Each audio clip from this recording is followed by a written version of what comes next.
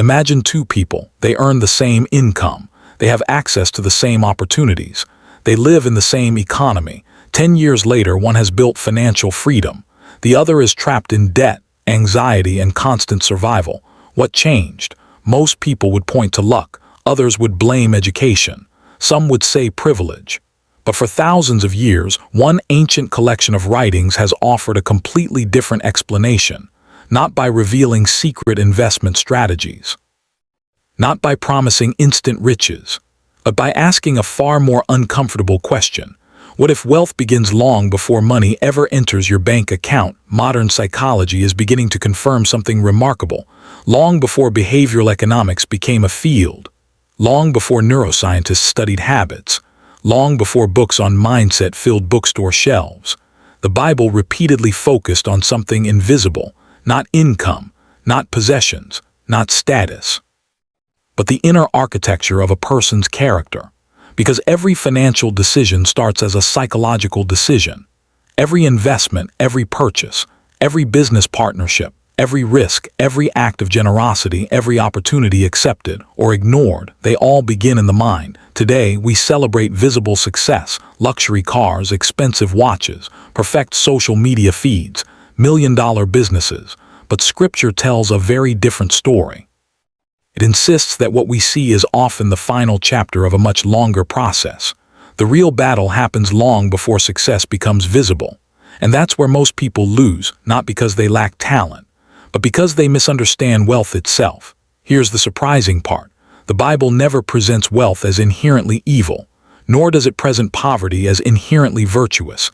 Instead, it treats money like fire, powerful, useful, dangerous, a tool that amplifies the character of the person holding it. That raises a deeper question.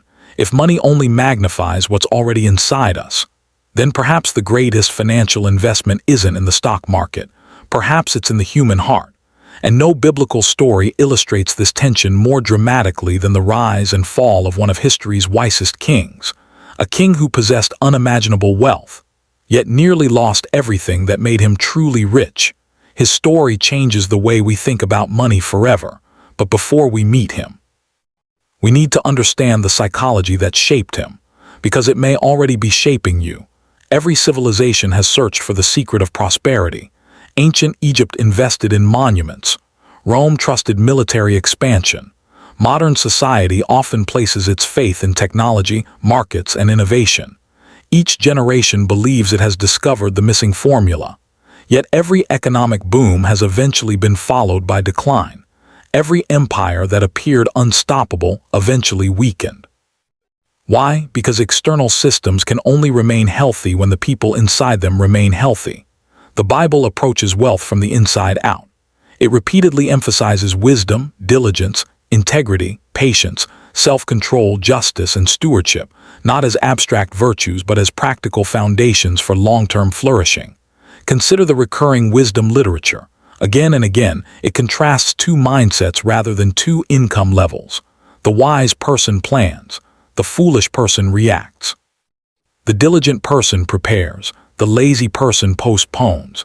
The disciplined person builds slowly. The impulsive person seeks shortcuts. Notice the pattern. The focus isn't on what someone owns. It's on how someone thinks. Modern behavioral science has reached a similar conclusion. Many financial outcomes are influenced less by mathematical ability than by habits, delayed gratification, emotional regulation, and consistent decision-making. In other words, wealth often follows patterns of behavior before it follows opportunities. This doesn't mean everyone starts from the same circumstances. Life includes inequality, hardship, unexpected loss, and systems that can either help or hinder people. The biblical texts acknowledge suffering, injustice, and seasons when the righteous endure great difficulty. Yet they consistently return to one enduring principle. While we cannot control every circumstance, we can cultivate the character with which we respond to those circumstances. That idea sets the stage for one of the most fascinating figures in Scripture. A young king, a nation at peace, a future filled with possibility, and one decision that would shape everything that followed. When Solomon became king, he inherited enormous responsibility. His father David had united the kingdom through years of conflict. Now the battles had quieted, the nation was stable. The treasury was growing, trade expanded, neighboring rulers took notice. For a young leader, it would have been easy to ask for what most people ask for: more power, longer life, victory over enemies, greater wealth. Instead, the biblical account presents an unexpected moment.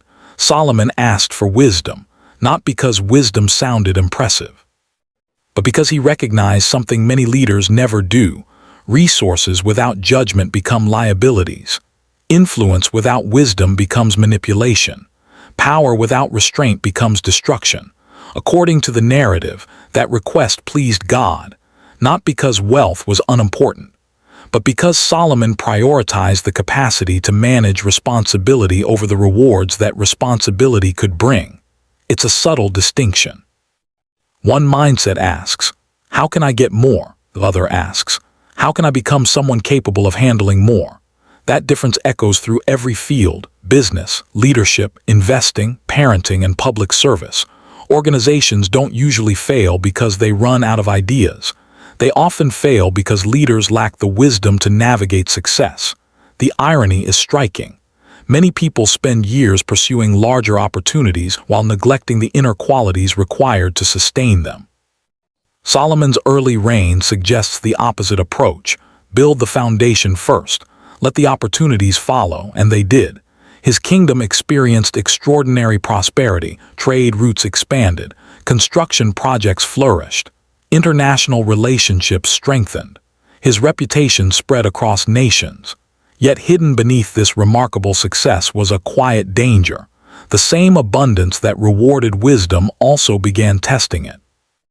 And prosperity, as history repeatedly shows, can be more difficult to manage than adversity, because hardship exposes weakness. But success often conceals it. The question was no longer whether Solomon could build wealth. It was whether wealth would begin to reshape Solomon. Success changes people, not always immediately, not always visibly, but gradually. Psychologists sometimes describe a phenomenon where repeated success increases confidence beyond competence. Decisions become faster. Advice becomes easier to ignore. Small compromises begin to feel harmless. The Bible illustrates this progression with remarkable restraint. It doesn't portray Solomon collapsing overnight. Instead, the narrative unfolds slowly: accumulated wealth, political alliances, growing luxury, increasing complexity. Each decision appeared reasonable in isolation. Together, they shifted his priorities. This pattern should feel familiar. Businesses rarely fail from a single mistake. They drift. Relationships rarely collapse after one conversation. They erode. Financial crises often begin with small habits that appear insignificant: a purchase here, a shortcut there, a neglected principle somewhere else. The psychology of decline mirrors the psychology of growth. Tiny choices repeated over time. The biblical writers understood this long before modern habit research. Character is rarely transformed in dramatic moments. It is shaped in ordinary ones. This is why Scripture consistently links wisdom with daily practice rather than occasional inspiration. Integrity isn't built during public speeches. It's formed in private decisions. Generosity isn't measured by abundance alone. It's revealed by priorities. Discipline isn't proven during moments of motivation. It's revealed when motivation disappears. Perhaps that's why the Bible speaks so often about the heart, not merely emotions, but the center from which desires, intentions, and decisions emerge. Because eventually, every financial philosophy becomes a reflection of what we truly value. And that raises another uncomfortable question: what happens when money stops being a tool and quietly becomes an identity? By the end of Solomon's story, the contrast is profound. He had acquired extraordinary wealth, magnificent buildings, international influence, fame that reached distant kingdoms. Yet the biblical narrative also records fractures that grew beneath the surface. The lesson isn't that prosperity caused those fractures. It's that prosperity revealed whether wisdom continued to guide the heart. This distinction matters. The Bible contains faithful people who experienced abundance. It also tells stories of faithful people who endured poverty. Likewise, It describes wealthy individuals consumed by greed and poor individuals consumed by envy. The dividing line isn't income, it's orientation. Money is never presented as the ultimate measure of a person's value, nor is its absence. Instead, Scripture repeatedly asks deeper questions. Can you be trusted? Can you remain humble while succeeding? Can you remain generous while accumulating? Can you lead without becoming consumed by status? Can you pursue excellence without allowing achievement to define your identity? These questions remain remarkably relevant. In an age driven by algorithms, comparison, and constant consumption, it's easy to confuse visibility with significance, to mistake income for wisdom, followers for influence, luxury for fulfillment. Yet the psychology of biblical wisdom invites a different perspective. Build character before reputation. Master yourself before seeking to manage others. Treat wealth as stewardship rather than ownership. Recognize that every resource carries responsibility. And understand that the most valuable assets often remain invisible. Integrity, patience, discernment, self-control, resilience.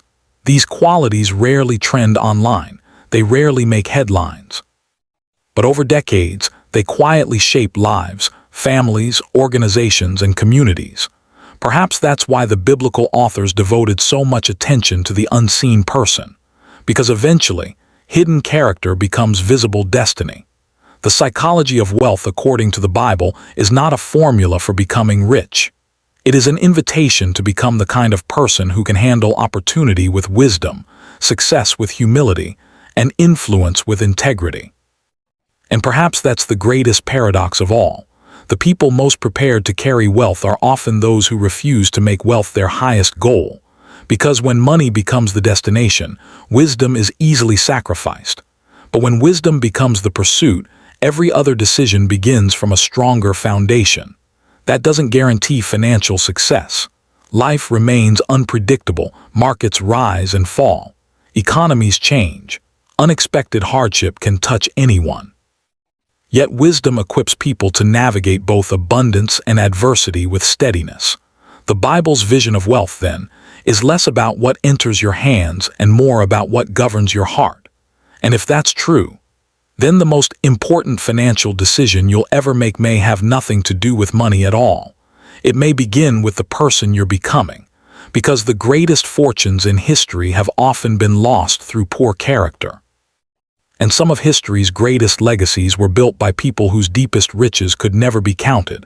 The next question is even more unsettling. If wealth begins with the mind, what happens when fear, not wisdom, becomes the force driving every financial decision? That is a story for another time. Solomon teaches us what can happen when success begins to reshape the heart. But another biblical figure reveals something equally fascinating. He lost everything, every possession, every investment, every source of income, almost overnight. His name was Job. Most people remember Job as the man who suffered.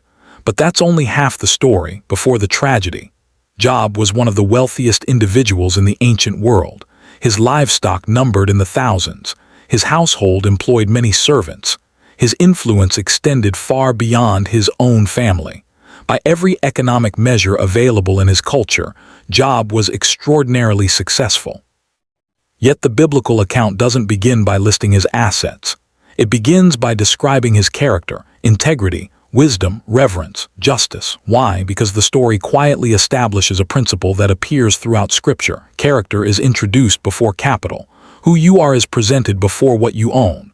And then everything changes. Disaster strikes in waves, business collapses, livestock disappears, servants die, natural catastrophe follows human violence. Then comes the loss that no financial statement can measure: his children. In a single season, Job experiences what many people spend their lives fearing: complete collapse. Modern psychology has a term for moments like these: identity disruption. It's what happens when the foundation you've built your life upon suddenly disappears. People who define themselves entirely by career often struggle after retirement. Entrepreneurs sometimes experience profound emotional distress after selling a company. Investors may panic during market crashes, not simply because they lose money, but because they lose the story they've been telling themselves about who they are. Job forces us to confront a difficult question. If everything external disappeared tomorrow, who would remain? That question is uncomfortable because our culture encourages us to build identities around visible success, titles, followers, revenue, recognition. Yet Scripture consistently redirects attention to something less visible. The condition of the inner life. Because external wealth can vanish, internal wisdom is harder to steal. Job's restoration at the end of the narrative is often remembered because his material prosperity returns. But perhaps the greater victory is psychological. He emerges with a deeper understanding of humility, dependence, and perspective. The story does not promise that everyone who suffers will receive material restoration. Many faithful people throughout history have not. Instead, Job demonstrates that resilience is itself a form of wealth, the ability to endure uncertainty, to maintain integrity when circumstances change, to refuse bitterness when life becomes unfair. Those qualities cannot be purchased, and yet they may become the very foundation upon which future opportunities are built. There is a question almost every successful person eventually encounters. How much is enough? At first, the answer seems obvious. A little more. Then a promotion arrives, still not enough. A business grows, still not enough. The investment portfolio doubles, still not enough. Psychologists call this the hedonic treadmill. Human beings quickly adapt to improved circumstances. Yesterday's dream becomes today's normal.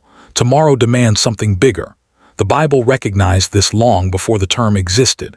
Again and again, it warns against allowing desire to become limitless, not because ambition is wrong, but because unchecked desire eventually begins directing every decision. There is a subtle shift that can occur. Money starts as a servant, then it becomes a scorecard. Finally, it becomes a master. The transition is almost invisible. Success becomes comparison.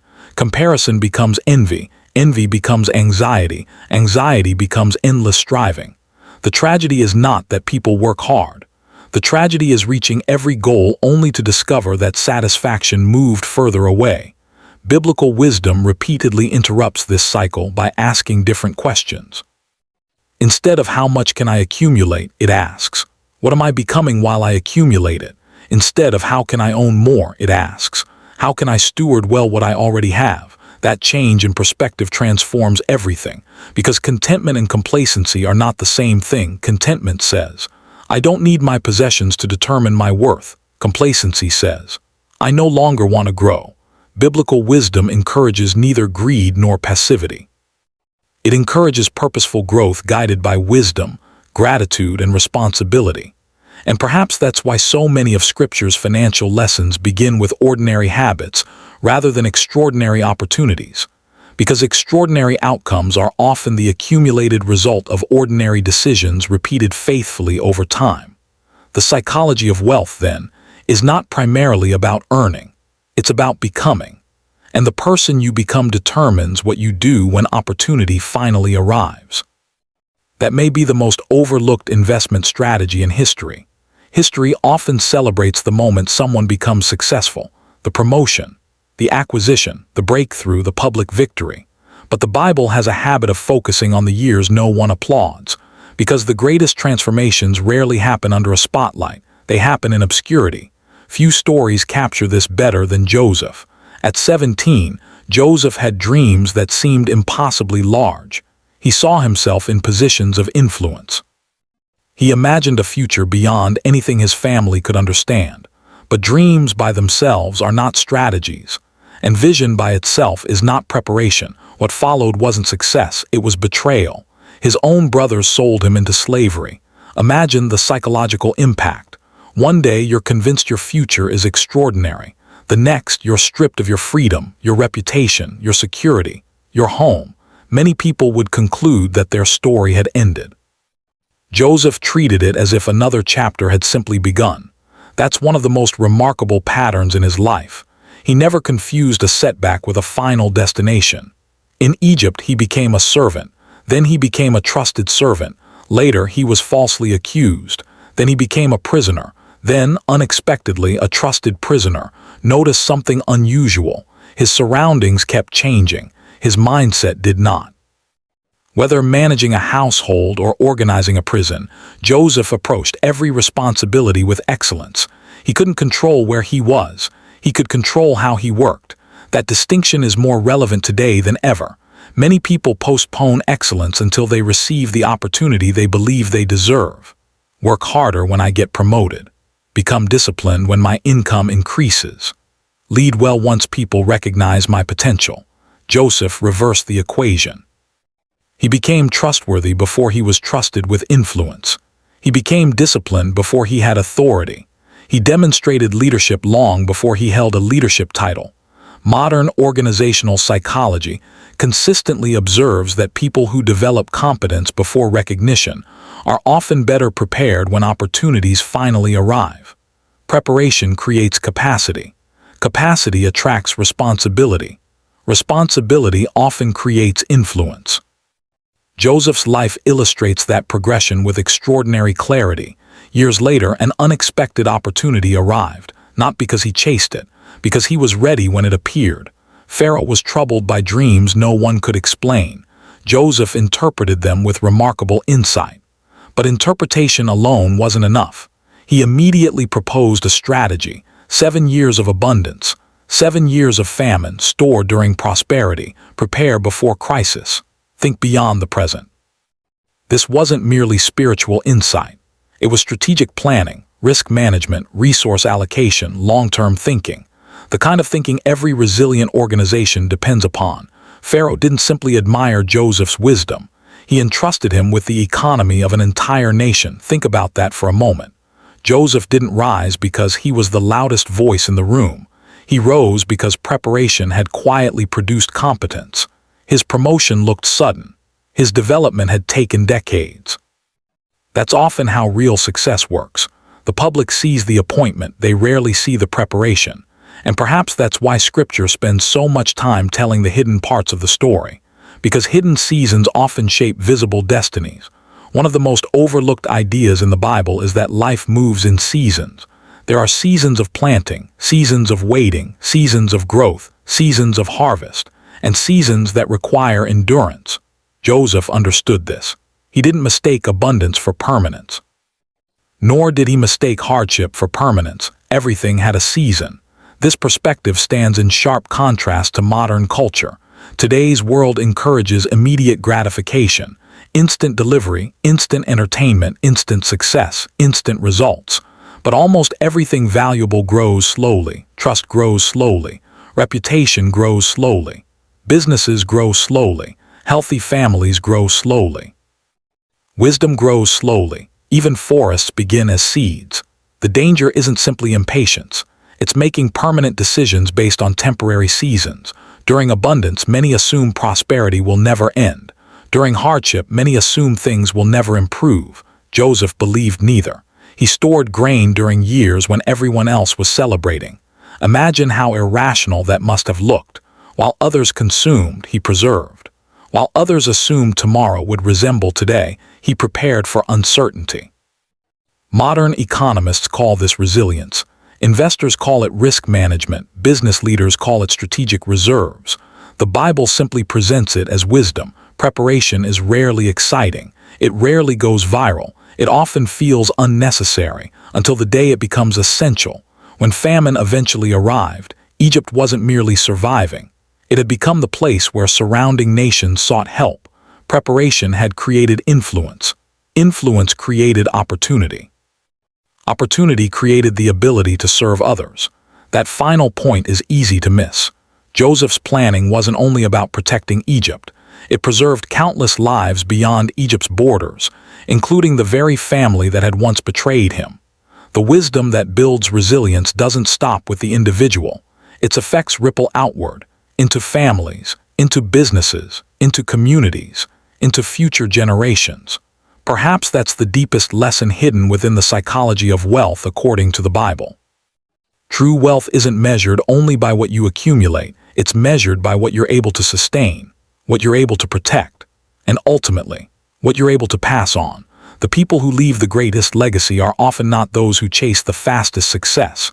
They're the ones who understood that wisdom compounds. just as surely as money does. And unlike financial markets, its value cannot be erased by a single downturn, because when character has been formed over years of faithful choices, it becomes an asset that no recession can fully take away. Imagine you're entrusted with a fortune, not because you've earned it, not because you own it, but because someone believes you're capable of managing it. What would you do? Spend it, protect it, multiply it? That question sits at the heart of one of the most discussed financial parables in the Bible, often called the parable of the talents. It isn't presented as an investment manual. It is a story about responsibility, faithfulness, and stewardship. Yet the psychological patterns it reveals remain surprisingly relevant. In the story, a master prepares to leave on a journey. Before departing, he entrusts portions of his wealth to 3 servants, not equally, according to their ability. That detail matters. Modern culture is deeply concerned with equality of outcomes. The parable focuses on responsibility relative to capacity. Each servant receives something valuable. Each faces the same question. What will you do with what you've been given? The first 2 servants act. They take responsibility. They accept uncertainty. They work with what they have. The third servant chooses something else, safety, or at least what appears to be safety. He buries the money. He protects it from loss. On the surface, that sounds reasonable. No reckless speculation, no obvious mistakes, no dramatic failure. And yet, when the master returns, it becomes clear that the greatest problem was not loss. It was paralysis. The servant wasn't condemned for making a risky investment that failed. He was confronted for allowing fear to prevent faithful action. That distinction is profound. Behavioral economists have long observed that people often experience the pain of loss more intensely than the pleasure of equivalent gain. This tendency, commonly called loss aversion, can cause people to avoid worthwhile opportunities simply because they fear failure. The parable doesn't encourage reckless risk-taking. It does challenge fear-driven inaction. Think about how often this appears in everyday life. The entrepreneur who never launches because the timing never feels perfect. The aspiring writer who never publishes because criticism seems unbearable. The employee who never applies for the role they genuinely want because rejection feels too costly. The investor who spends years waiting for the perfect moment that never arrives. The leader who avoids difficult conversations until small problems become organizational crises. Fear has a remarkable ability to disguise itself as wisdom. It whispers that waiting is always safer, that certainty is always available, that one more month of preparation will eliminate every unknown. But certainty is a luxury life rarely offers. Every meaningful decision carries uncertainty. Every worthwhile relationship carries vulnerability. Every business venture carries risk. Every act of leadership carries responsibility. The biblical narrative repeatedly acknowledges this reality. Wisdom is not the absence of uncertainty. Wisdom is learning to make thoughtful decisions despite it. That is very different from impulsiveness. The first 2 servants were not rewarded because they gambled. They were rewarded because they accepted responsibility. They acted with what had been entrusted to them. They recognized that stewardship involves movement, not stagnation. And perhaps that is one of the most overlooked psychological truths about growth. Progress usually belongs to those willing to act before every variable is known. If you asked most people to list their greatest financial assets, they would probably mention savings, real estate, stocks, businesses, retirement accounts. But the Bible quietly points toward another form of wealth that rarely appears on a balance sheet: reputation. In an age of digital profiles, online reviews, and global connectivity, reputation has become one of the world's fastest-moving currencies. A single recommendation can open doors. A single breach of trust can close them. This isn't a new phenomenon. Thousands of years ago, the wisdom literature observed that a good name is more desirable than great riches, not because money lacks value, but because trust creates opportunities that money alone cannot purchase. Consider how business actually works. Companies hire people they trust. Customers buy from brands they trust. Investors support founders they trust. Communities follow leaders they trust. Even the most sophisticated contracts cannot eliminate the need for trust. They simply attempt to manage its absence. Trust reduces friction. It lowers uncertainty. It makes cooperation possible. And yet trust grows in a way that feels almost invisible. It is built one promise at a time, one honest conversation, one difficult decision made with integrity, one moment when doing the right thing costs more than doing the easy thing. Over time, these seemingly ordinary choices begin to form a reputation. The fascinating part is how similar this process is to compound interest. A single act of integrity may seem small, repeated consistently over years. It creates extraordinary value.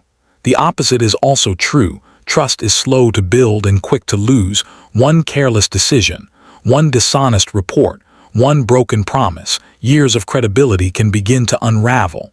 The biblical writers understood this long before the language of corporate governance or brand equity existed. Character compounds. So does compromise. Every decision is making a deposit into one account or the other. The question is, which account are we strengthening? Because eventually, people stop listening to what we say. They start evaluating what our lives consistently demonstrate.